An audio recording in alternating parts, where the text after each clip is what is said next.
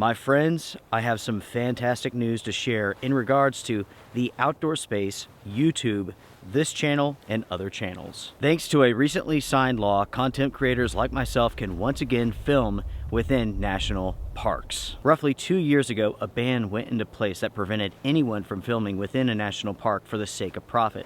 That means any sort of video for like YouTube, any video on Instagram, Facebook, that sort of content was not allowed to be filmed within a national park unless you wanted to jump through a series of hoops to get a permit.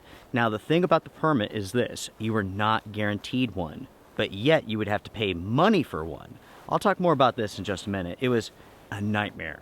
Unless you are a content creator, most people did not understand how big of a deal that this was and the impacts that it would have in the outdoor industry as far as your favorite outdoor channels go, and also travel channels. With that being said, major changes have taken place over the last couple of days, and that's what this episode is all about. Before I discuss what has changed, let's go over what took place in the past so you understand just how important this is. So let's go back all the way to 2014. At that point in time, the U.S. Forest Service proposed rules to restrict filming in wilderness areas, including national parks. In 2020, the National Park Service began enforcing stricter interpretations of the existing regulations, which basically meant that they were requiring everyone who is filming a for-profit video to get a permit. We're not talking about those who are filming movies. We're talking about those who are filming simple YouTube videos, putting videos on Instagram, on Facebook, and so on. In 2021, a U.S. District Court ruled that the permit process and the fees that were being charged was unconstitutional. However, in 2022, a circuit court overturned that decision, reinstating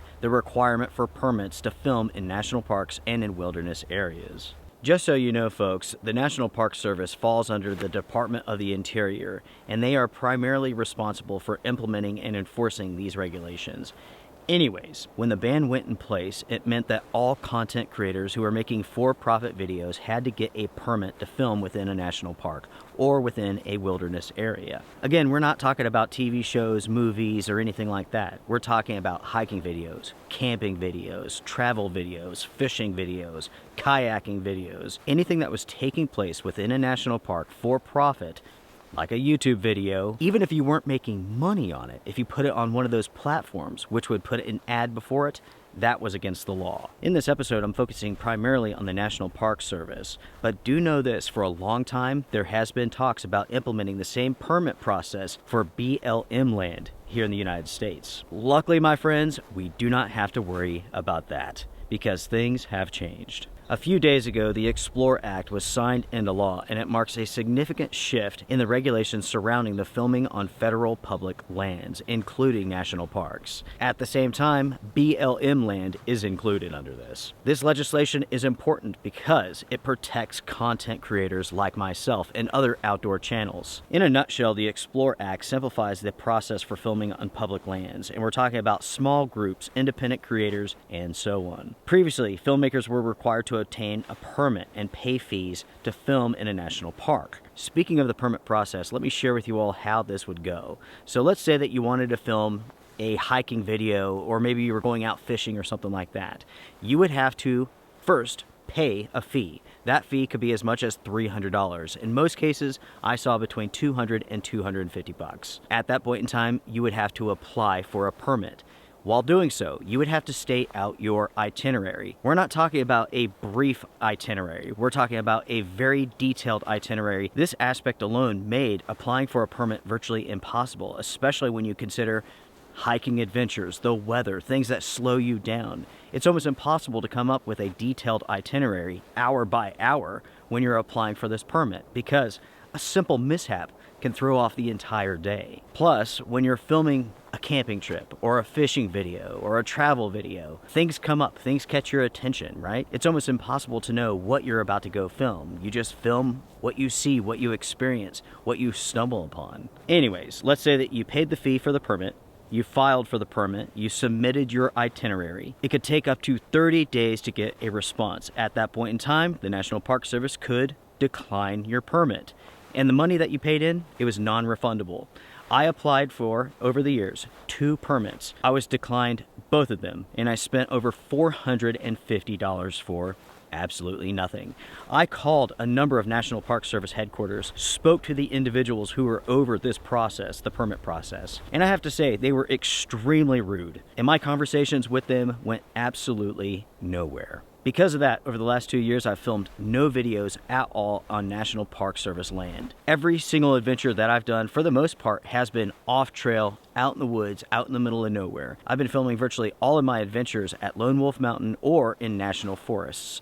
National forests and national parks, they are different. It does need to be mentioned, while there was a ban for filming in national parks, you could film in national forests. Anyways, my friends, let's focus on the EXPLORE Act, which is known as the Expanding Public Lands Outdoor Recreation Experiences Act. It was crafted by a bipartisan group of lawmakers. Ultimately, the bill was introduced by a Republican from Arkansas and a Democrat from Arizona. This one act combined 15 different pieces of legislation into one law. Ultimately, this act was designed to address several key issues related to public lands and outdoor recreation. It simplified filming regulations in national parks. It is going to enhance recreation opportunities. It is going to improve access for veterans and people with disabilities. It is going to streamline the permitting process for small businesses. And it's going to expand the connectivity and infrastructure within public lands. Again, everyone, this law encompasses 15 different pieces of legislation, all into one, and there is quite a bit to it. In this episode, I'm focusing primarily on the outdoor space with hiking, camping, filming adventures, and so on. But do know that there's a lot to this law,